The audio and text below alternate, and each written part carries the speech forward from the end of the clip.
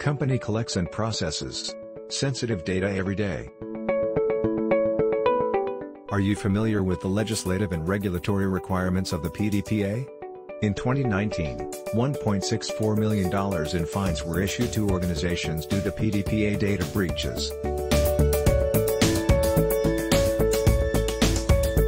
How does your company collect, use, store and delete sensitive data? Have you appointed and registered your data protection officer?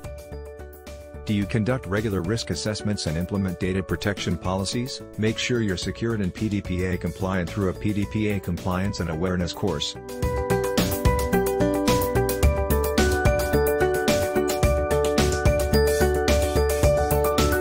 Learn how it can be applied to your organization.